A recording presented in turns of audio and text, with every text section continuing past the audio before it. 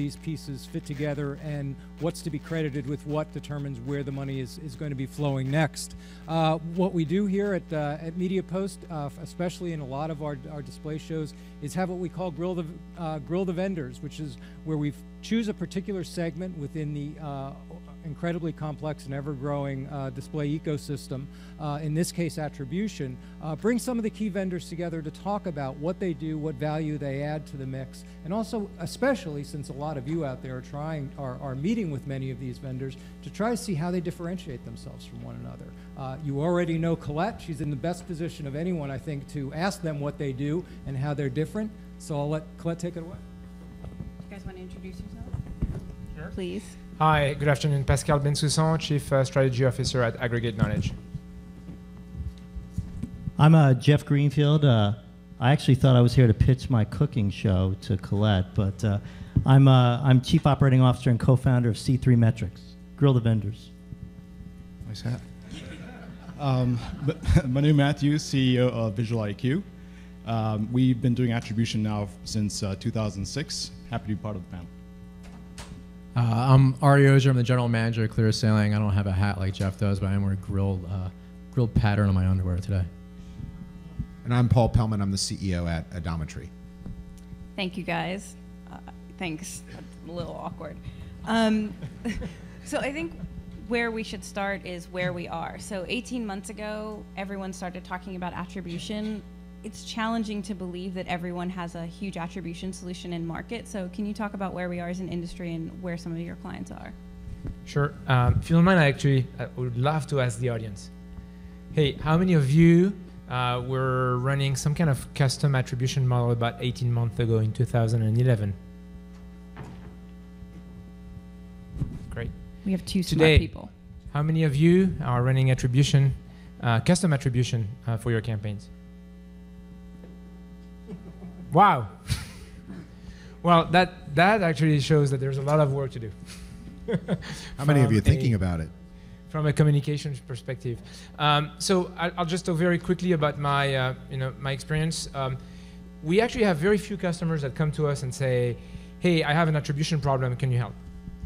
Many of them come to us at Aggregate Knowledge saying, I have a problem of consistently measuring my audience and my media. Can you help do that across Facebook, across Yahoo, MSN, the ad exchange? And then from that point on, that's where, as you start seeing that you're reaching those same users across multiple sources of inventory, that there's overlap, efficiencies, and what really works in terms of who they are, that's where attribution kicks in. And that's where people are starting to say, I need to tie it together across channel a little bit better. So for us, attribution is one of these words that 18 months ago very few people knew about, and now it's one of these words that everyone says, I want that. But it's also kind of this odd piece of business that if you put 5 people in a room and you ask all of them, what is attribution to you? Instead of getting 5 different answers, you'll actually get 50 different answers. So it's this thing that everybody wants in ad tech, but every client and every piece of the ecosystem seems to have a different answer in terms of what it actually means to them. And I agree with Pascal that attribution is really advertising effectiveness. It's one piece of the pie to improve the effectiveness and the ROI of your media dollars. But in terms of where we're at, I think the representation of what we got in the audience is actually where it is. Out of potentially 19 to 20,000 customers worldwide who have a large enough spend to where they should be using something other than a last click model and using some sort of technology to manage it better, I'd say probably less than 1,000 worldwide are actually doing that, even though this is the hottest thing in ad tech right now. And I think the reason for it, as we talked about a little bit earlier, is that you're talking about changing measurement. And when you change measurement within an organization and the way that you look at every dollar that comes in and the way that you spend every dollar, that's changing kind of the gut of an entire business. That's something that can make its way all the way up to a CFO. And all of us earlier talked about stories where we've gone through and advertisers, everyone has been on board except for one person within an organization, and it gets killed because it's change. It's like any type of change is difficult. So I think we're all of the belief that this is a this is going to be a long backpacking trip, so you better pack a lot of food with you because it's going to take a while for all of us to get there. So having done, like I mentioned earlier, we started doing attribution back in 2006, and some of the verticals that were pioneers in the space where it came specifically from telecom and finance is what we saw back then. Fast forward a couple of years, and it's probably about the same, where we probably can add retail to that, at least from our perspective, and we found that a lot more agencies are now adopting this. So we work with guys like OMMA, Cara, Starcom, to actually solve this very problem for advertisers. But to Jeff's point, the notion of attribution is definitely different from advertiser to advertiser, agency to agency, in terms of what they hope to get out of it. Our take on attribution is if I can give you clearer metrics or measurement, what would you do with it? So if I can show you the true effect of a placement or a creative or a keyword that is better or worse than the last ad, what kind of decisioning would you make out of that? And that's really what drives a lot of the folks that we work with. I mean, more so to the fact that we recently raised around a Series B round to actually facilitate and fund a lot of the momentum that we are seeing in the marketplace, just based on demand. So I think there is a groundswell of opportunity coming, mostly around how to make better decisions, specifically around optimization. So if I came to you and said, listen, in your current portfolio, I can drive anywhere from 20 to 35% better efficiency with a 15% less CPA goal, or cost per goal, why wouldn't you do it? And we can constantly show you that and validate that. And I think that proof it's a groundswell, like I said, but that is something that is being embraced by a lot of DR clients. And to add to that, I mean, we tend to look at attribution really in three different buckets, just to try to keep it simple, right? The first one is you're centralizing, you're consolidating your marketing data, right, into a single source of truth. You're deduping your conversions. You're able to identify some overlap, maybe some waste, right? Second pillar is really analyzing it. This is where you apply the models. This is where you're really understanding what's working, what's not working. And then the third one is really what Manu was also talking to in terms of optimization. So how do I really make changes here moving forward? What are the recommendations in terms of my next dollar that I put into market? How can that work harder for me? And I think one of the dangers that we keep on hearing is that sometimes when I'm talking to folks, whether it's within direct client or an agency, and there's an expectation that, okay, maybe I'm gonna set up on a web analytics system, I've got things tagged, I'm just gonna flip a switch and just start doing advanced fractional attribution. Or I'm gonna hire a vendor like one of us up here who's gonna come in and right off the bat, within a couple weeks, I'm gonna have this great model humming along, and I'm immediately gonna be seeing ROI right off the bat, in the double digits, percentages. And I think the expectations need to be tempered because it requires people. This is not a flip. It's not a switch that you just flip, right? Data needs to be set up. A lot of marketers have custom data feeds out there, and there's this expectation that as soon as we sign a contract, this is going to be easy to do. A lot of marketers have to put skin in the game as well in terms of dedicating folks on their side to pay attention to this and dedicate their time to making it work, understanding the insights, and then really understand from there how do you do a better job using it. But it's really something that I think as a whole we all need to talk about. Okay, what are really the realistic expectations here, and talking about the iterative phase process to really improve over time as opposed to trying to get that immediate quick hit.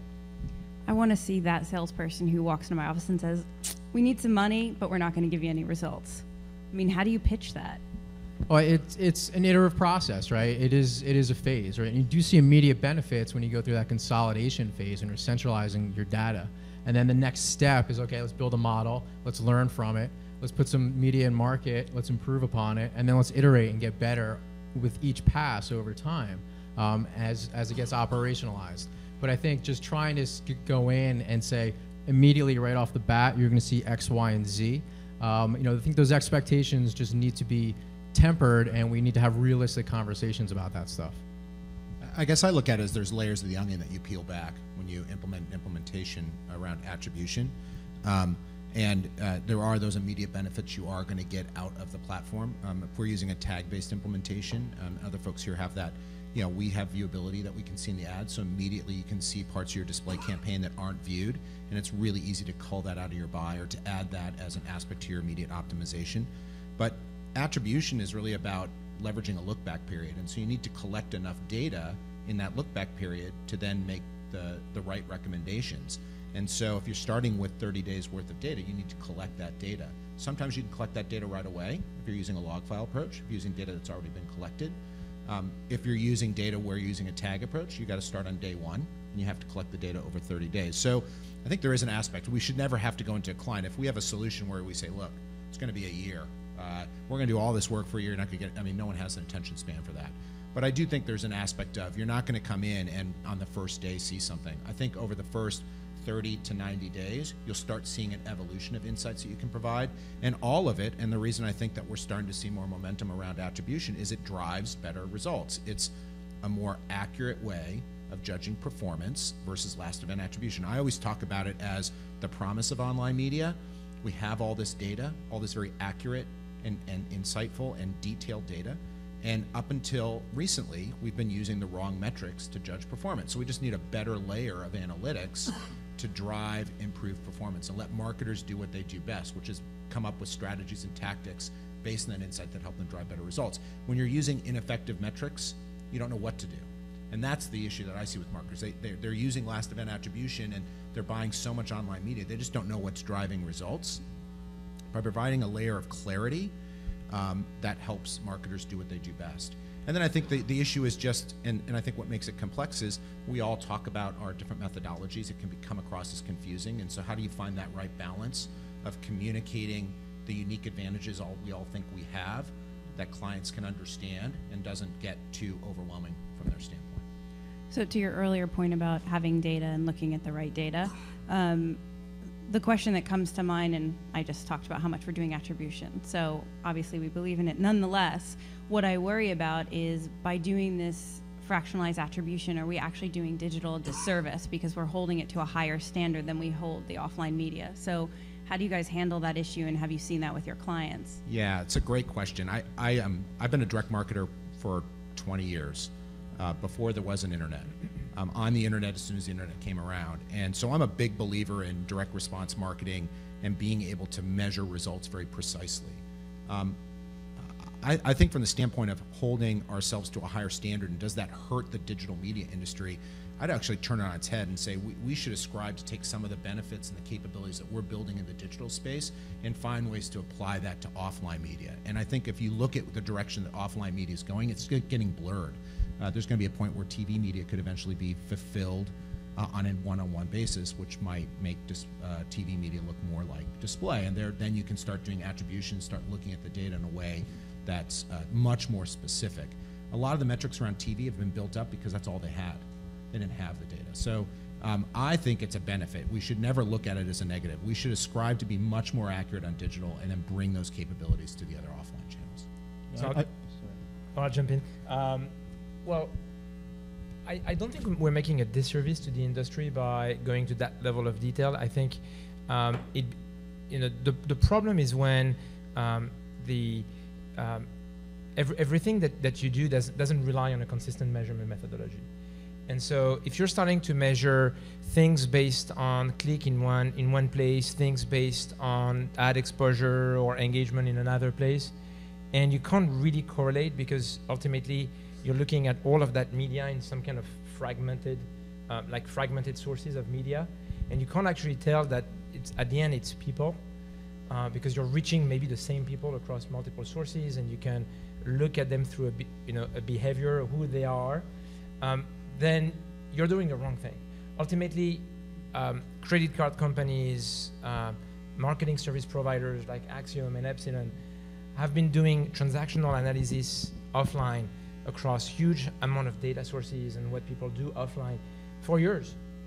And we've been very slow from a digital standpoint at unifying all of those data sources, whether it's a website, a CRM system, an email campaign, an ad running on Facebook, or an ad running through your own ad server.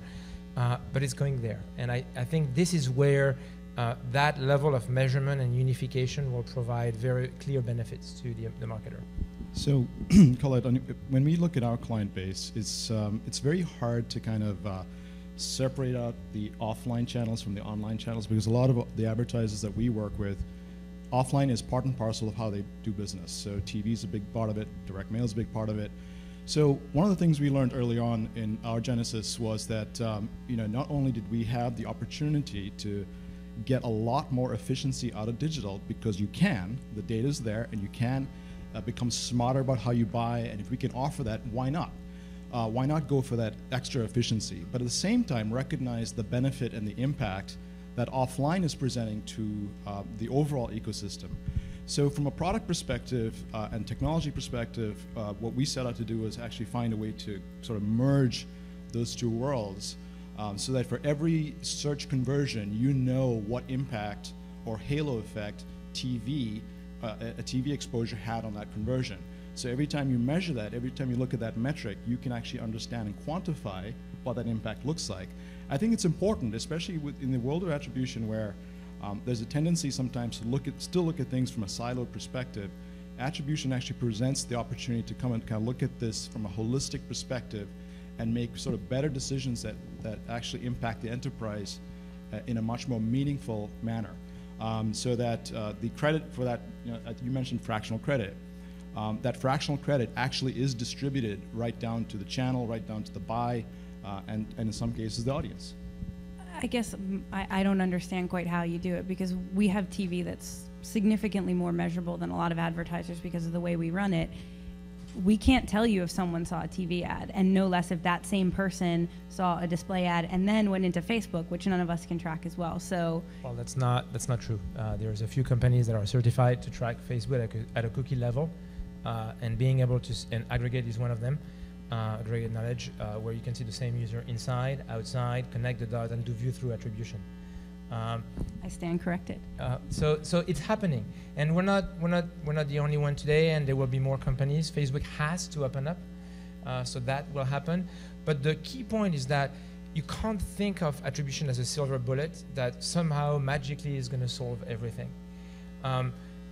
Attribution is one way to connect the dots across between actions and conversions that you see people doing on your site, and all the media exposure that you may have, all the media you may have exposed them to. So it's great. But we see very simple things that people do by just being able to measure across those channels accurately and seeing that it's the same audience. Things like manage frequency caps. That's super simple. And I know that all of you guys, all of us, have ways to kind of show kind of optimal frequency caps and how it impacts the overall conversion rates. But there is things like overlaps between channels. If you measure at a cookie level, you can track that user across different channels. You can say how many users are exclusive to a channel. And think of exclusivity of an audience on a channel as a way to make that channel perform the same way under last touch or multi-touch, because who cares? It's just the same channel. You're not going to find those users elsewhere. But it's a great way to look at the value of those touch points on that channel. So we see a lot of things that can be done without necessarily pushing the attribution model to a high degree of sophistication. Going back to your question about TV, I think that in certain markets in the U.S., certain cable outlets, you can get that one-to-one connection where you know that these people in the household saw this ad and kind of connect the dots. But the reality is right now we're not living in a fully connected world when it comes to TV, where you can't say 100% that these people saw it. It's more of like, we kind of see it as like a virtual whiteboard. So if you did 20 billion impressions during the month, you overlay on this whiteboard all of the dots, every single impression, date and time stamped in their own DMA. And now we know that half those ads weren't even seen. So now we overlay dots of all the ads that were just seen. Then we overlay that with a couple 100 million clicks. Now, so we've gotten the billions of views, the millions of clicks. Now we've got, at the most, 20,000 TV spots that you ran, maybe 10,000. And we know the exact date and time they ran. the DMAs that they ran, or if they ran nationally, we know the cost of those. So now we overlay all of those. We can overlay print, we can overlay radio. Most of us here have this capability. So at a high level, attribution gives you the ability as a marketer to look at the overlap of all these things. Now, you would think that if I'm an advertiser and I've got some large agencies, that they're looking at it like that they've got that whiteboard. But the reality is and I heard you mention this earlier when you were being interviewed earlier, that you guys are all fighting for budget. So people are, even though we're integrated, the search folks aren't as interested in talking to the display, who's definitely not interested in talking to TV. And so being able to kind of look at everything at a high level and say, what's going on in Columbus? Why are sales down in Columbus? And being able to drill into the Columbus DMA and see all the conversions that came in, see people that are in market, that are interacting with our ads, and see how the offline is affecting all of the online, and say, oh, our direct mail drop happened before we started the TV campaign in Columbus. That's the only difference between these markets, so it makes a huge difference. That's at a high level what attribution could provide in the offline space. I mean, I would also add too, something I had a conversation the other day about, modeling approach, and someone said, well, it can't be 100% perfect. I'm like, exactly. If you're waiting for 100% perfection, then don't even cut a check. Don't even embark on this journey, because it's never going to get to that point, right? There's a lot of, in terms of when you look at the overall customer journey, there's a lot of opaque elements in that path right now. When you talk about cross devices, iPhones are tough to kind of get visibility into. We're not at that point yet. We're really in the third inning of this game right now, and we have a ways to go. But at the same time, what we're trying to do is just inform better marketing decisions, right? And you can still get, our clients get phenomenal ROI off this stuff just because they're making more informed decisions. They're cutting out the stuff that's not working, and they're trying to identify the things that are working. And if you're looking to get something that's going to take you 100% of the way there, you're kind of waiting for a bus that's not going to come. And the last point, I think the cross-channel aspect is definitely at a spend optimization perspective, as Ari points out.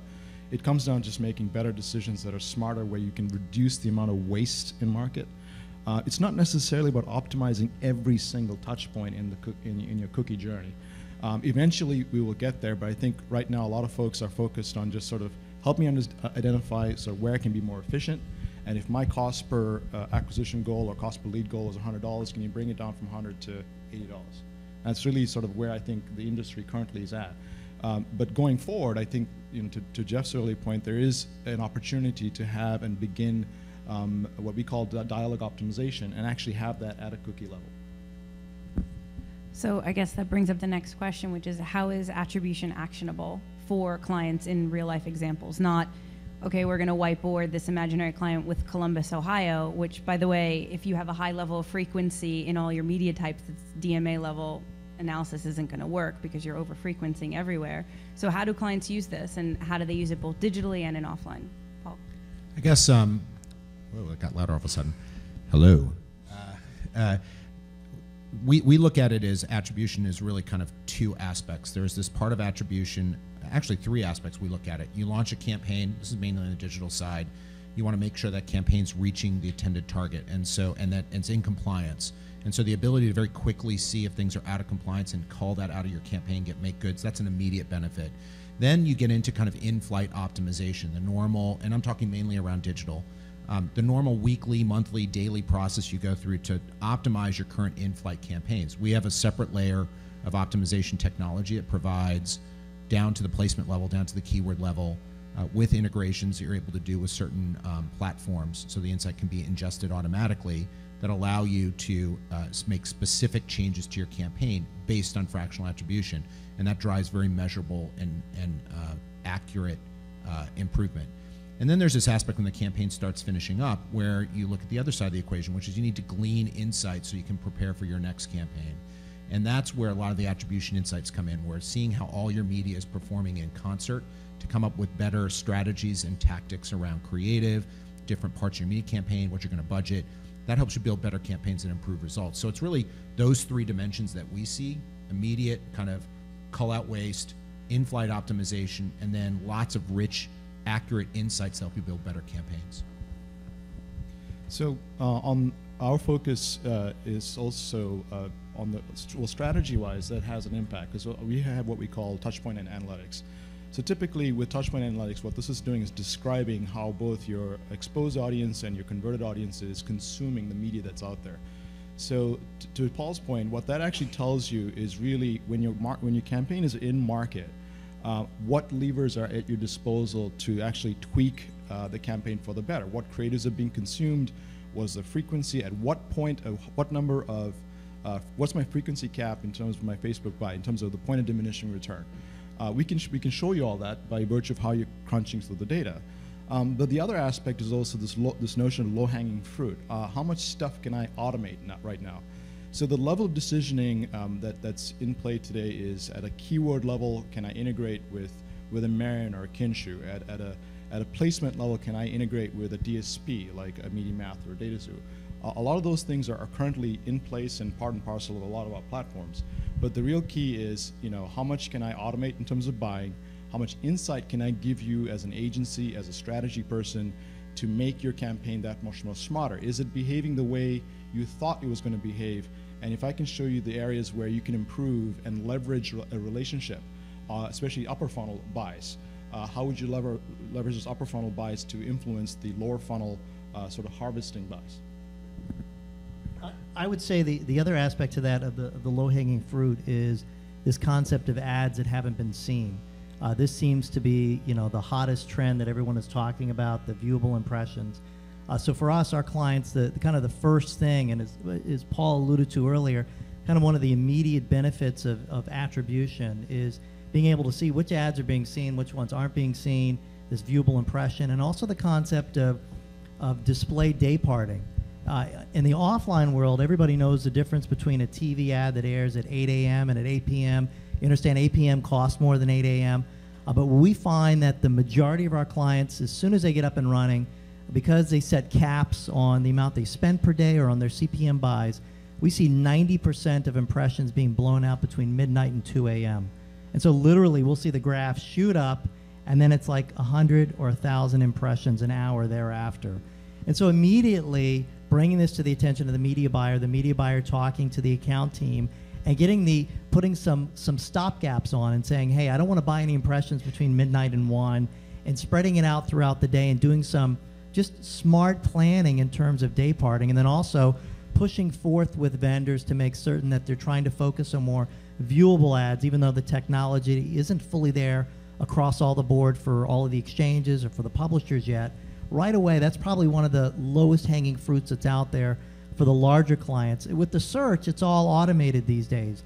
Because right now, the way that search works with all of these automated bidding platforms is they're all focused on last click. And for most of the clients, the pixel is there for every single conversion. So they're focused on every single conversion, and so they're constantly focused on brand keywords. So one of the things that I think most of us focus on is teaching clients to ignore brand keywords, especially when it is the last click, because it already indicates that the person is ready to convert. And so what that does is that moves the credit higher up the funnel. And so then it gets your bidding kind of automated and smarter. So essentially, search keywords becomes an automated process, so they don't have to worry about it. And display becomes the big bucket. And especially when you're dealing with TV as well, display is the bucket that tends to be the most malleable, the one that can change in real time, the one that you can talk to in real time, the one that can tend to bob and weave the fastest out of all your media channels. So I'll try to be quick because we've been a little bit all over the place talking about a lot of different things that attribution can do. When we work with clients, it's I can mention two very basic case studies. One is with a telecom company where it was mostly about looking at their retargeting efforts. And what we realized is that they were clearly over retargeting. There was about 40% waste in their retargeting efforts, where ultimately you reach high percentage of ads. It was, I think, 40 ads a week on average. But again, looking at average doesn't make a lot of sense. You want to look at it by across different sites and how they overlap. And so by being able to pinpoint sites that had huge overlap, and again, that overlap shows you're reaching the same users, you're fighting for the same cookies between a value click and a tribal fusion. Tremendously help them kind of fine-tune their media plan and reach those users more efficiently. The other case is for a company where when you start overlaying your first-party data, your third-party data on top of a campaign, on top of your campaigns, you're able to start pinpointing sites and places that are, I would say, source of good cookies. And what we mean, we talk a lot about cookie quality inside our company. It's core to the aspect of measuring media across channels. And cookie quality ties directly to the ability to find people that you're going to be able to target and retarget again. That means you can engage into a conversation, and you can follow them through a conversion. And the ability to predict or score those cookies so that you can start focusing on sites that have a high degree of what we call in our company targetable users is super important. And just to give you a few examples, we see that when you can tie a cookie to first-party CRM data, there is 99% chance you're going to be able to see that cookie again. When you tie that cookie to third-party behavioral data that's in many cases inaccurate, you mentioned that in the previous talk, there is 60% chance you're not going to see that cookie again. In fact, it's 55% in our estimates. That means you have fewer chances. That cookie is gone. You're not going to find it. If you can then find that cookie with third-party data, in 70% cases, you're just going to serve one ad, and then you're done. And then you're not going to find that cookie again.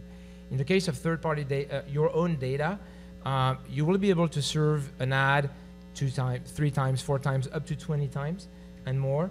And only 30% of those cookies you only see once. So there's a direct correlation between the quality of the audience you're trying to reach and the conversions that you can create in the end. And that's a key part of an overall measurement and attribution model. So I think that ties into the next question I have, which is how important is data to all of this, and then how do your clients ensure that they get the right data into the system that's going to give them the right read? It's huge. I mean, the old axiom, garbage in, garbage out. I mean, if you're basing major spending and budget allocation decisions off this information, the data better be right, And so we spend, most of the time we spend with the clients, especially up front, is on that data collection, the QA process, making sure that the feeds coming in are the right feeds, everything's in the right place, naming conventions, all that stuff. I mean, it's a huge part of it. And it's something that, over time, you develop templates, you have standardized approaches, but there's always new sources of data coming online, always new channels out there that are launching. And so it's an ongoing learning and iterative process that, we all have to dedicate a lot of people to managing. It's really a huge part of it. So a key part of our engagement process is to make sure that all the data stakeholders are part and parcel of the initial kickoff. So everybody understands sort of what data channels are going in phase 1, in phase 2, because what you don't want to try and do is solve for 50 channels and go live in 30 days.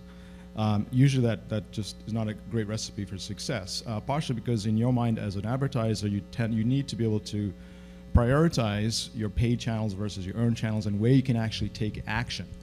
But at the end of the day, the stakeholders are all part and parcel of that kickoff discussion, and the agencies are a critical part of that whole process, since a lot of this data funnels through the agency or is managed by the agency. So the ability for everybody to understand taxonomy, metadata, cost, you'll be surprised how many clients actually don't understand what cost comes from in some cases, how it's adjusted. So those are critical components to an overall successful deployment. And so you kind of need to manage it as if it was a pseudo consulting engagement. Even though we're technology providers, the consulting and engagement layer that goes along with that is a very critical part of a successful deployment. I would say just for most clients, the data that you tend to collect, it's about 90% of the data is view-based data and about 10% is click-based data. So I think it's important to make certain that you're getting And this is one of the things that has rung true throughout this panel, and Ari said it earlier about the single source of truth, is that if you're starting to collect data from all of these different sources, you can end up with a lot of overlap if you're not careful. So it's important to have a single source of truth when you're going through and analyzing all these different conversion paths. Well, so it's interesting. We see it very differently.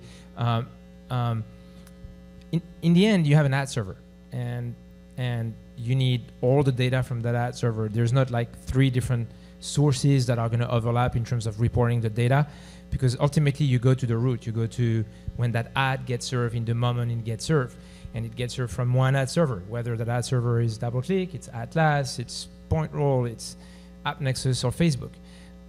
So our approach has been very different in terms. It's really being at the source, tracking that individual event, that individual user, and aggregating that data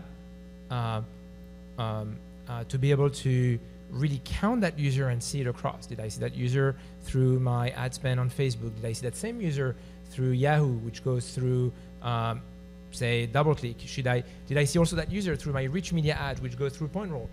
And then being able to see the path that a user is taking, because all those sources are mutually exclusive. And so the key for us in the way we look at it is, how do you make it easy to add to those campaigns, and being able to just track those campaigns and collect that campaign data at a user level consistently across all of those ad sources. It doesn't sound like this is easy stuff. It's No, it's pretty not easy at all. I mean, it's not easy. Every ad server has different mechanisms to integrate, to make it easy, to provide creative templates, API level integrations. So it takes a lot of nitty-gritty to actually make it happen. No wonder people aren't jumping on board with attribution. I think it's time for some questions.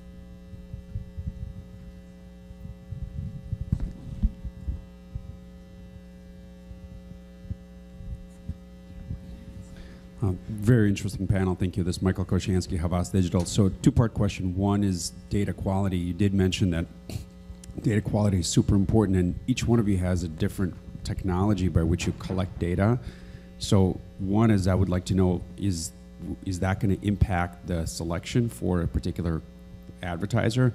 The other question is, if the data is different across all 5 of you, and then also with the ad server, what report should a client be looking at? Should they be looking at their ad server report, which is last click, or should they be looking at your attribution report for effectiveness? How should an advertiser make those decisions? So I can... Sorry. We take the approach. It's a great question. There are many places you get the data. I think our approach is we tend to be flexible. We'll get the data from a number of different ways. We have our own tag-based solution that allows us to get the data. There are advantages to that, mainly around being able to see ad viewability, being able to see through all the way to the page and the URL that the ads are actually being served on. It's analogous to ad verification, and we have the ability to add ad verification to what we do. We don't need to, but we can. Or we can use raw ad server log files, or we can use any kind of universal tagging capability the client might already have.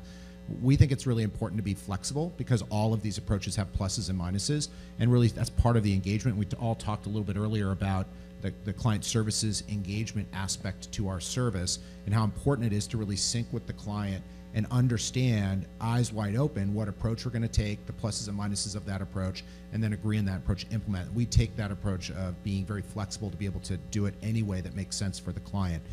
As far as reporting, one benefit that we provide, I'm sure everyone else here does it to a certain extent, is we're trying to create a new language, essentially, around a new layer of metrics. But one aspect that our clients really seen as valuable is being able to compare those metrics to the old way, the current way that they're using. So when we talk about ad server reporting, we bring that aspect in. We either recreate those metrics, or we bring those metrics in so that we can compare our results to the results of what you thought. And a lot of times that's what creates a lot of the real interesting insights, especially for building strategies and tactics for that next campaign. So that aspect of how do you compare it is, we'll bring it in. We use a data-driven approach to do attribution. There's a number of providers that, many of them not here on this panel, that do very simple kind of predetermined weights, just evenly allocate credit, or whatever flavor you want to do, we can compare our attribution results against that as well. So I think one way to get over it is just do a comparison of that so folks can see where the differences are. Hi, Joshua Cran from AT&T AdWorks. Great panel discussion. One question that came up earlier is we saw that Microsoft is having a do not track preference set by the browser by default. Do you see do not track impacting the value you provide clients? Oh yeah, I mean this is why everyone is up in arms about this default do not track. It's going to affect all of us. You know, whether you use cookies, whether we eventually move to kind of a digital fingerprinting system, you know, if do not track is there, you have to, you know, abide by that. And there's no ifs, ands, or buts about that. I think that that's going to cause, you know, for some of us, you know, we're able to sync first-party cookies, and so do not track may just get rid of those, the third-party cookies in the ad server or in the ad views themselves, but it's definitely going to affect things dramatically.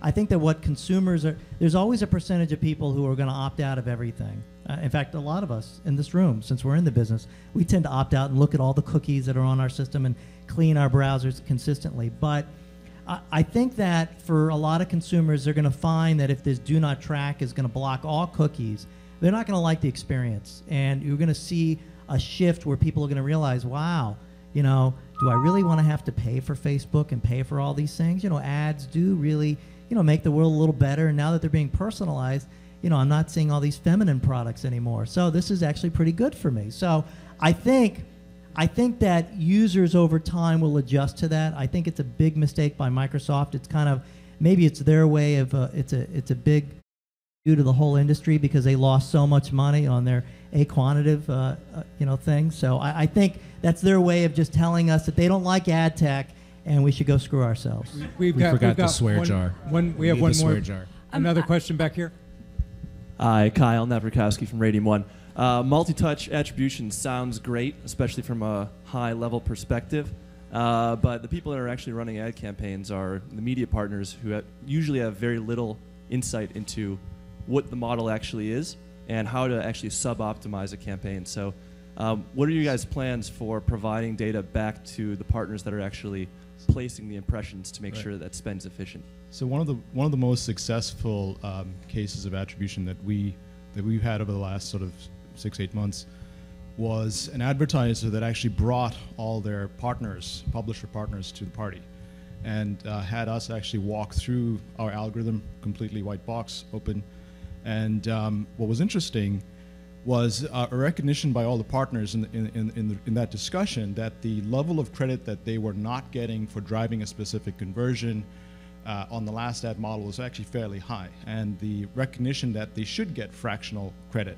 So the success here was that with this specific advertiser, all the publishers that were part of that buy actually signed up to be credited on an MTA-based model, which was huge. And what that has actually resulted in is a number of publishers coming to us and actually embracing that model, at not necessarily from getting the data, but actually from an indexed perspective. Show me how I'm performing in relation to everybody else and what I can be doing to be smarter with the media I provide the advertiser. And that actually is probably one of the bigger shifts that we've seen in the last 6 months, which was tremendously encouraging. And it's actually, you know, now has gone to our third advertiser now where that same model is being adopted. It's interesting. We see something very different from some, you know, our larger clients, where having a visibility into a last touch, which they know everybody and their publishers see, versus a multi-touch attribution, which is just a better way to measure their media, give them an opportunity to arbitrage their pricing and their cost structure, and often move some of their publishers from a CPA-based pricing to a CPM-based pricing because they know that they're going to be better off. And so it doesn't mean that they're trying to screw the publisher, because ultimately, in the end, from a last touch perspective, whether it's an eCPM or a CPA, it's the same thing. But they are just using their own IP, their own knowledge, their own attribution model to make it work better for them. I've got time for one last question, and then we're going to go for a coffee break, so you'll have time to talk, to ask questions directly of the panel, too. Go ahead, one last question. Vadim Semihman at SAFE. I missed Sorry, I missed the first part. So if you covered it, just tell me that it was already covered. But big question that I'm reading about and thinking about is how much in the current attribution models is correlation and how much is causality? How much is really caused by display and say if it's display, and how much is actually already there, whether there will be display ad or not, the user would convert. Especially it concerns retargeting. We understand that many of those users would have converted anyway, even if we haven't shown the ad, right? So how much effort is being put into including some causal effect into attribution models? That's a great question. There's two aspects that we see. There's one aspect, which is the methodology you use to do attribution. How do you ensure, and outside of taking 45 minutes to explain it, which I know no one, at least right now, wants to hear, it's worth talking through the methodology to make sure you understand how the different vendors you're talking to address that specific problem. So that's one whole area, which is make sure the methodology is taking that into account to understand the difference between causality and correlation. Just because a media element is in the path of conversion doesn't mean it should get credit. It only should get credit if it increases the response rate that's driven. And that's an important distinction. And then the other thing is, how do you validate the model, and how can you use certain methodologies and approaches to validate the results? One thing we do, and I think our other partners here do, is a lot of advertisers will set up PSA campaigns as a way to test incrementality. So if a client's already set that up, we can leverage that same PSA campaign to prove the results that are driven by our attribution results. It's a very, very good question. We have to wrap. I want to thank Colette being a great sport this afternoon, putting up with both having questions thrown at her and throwing to the panel. Great panel, guys. We're going to break. We're going to have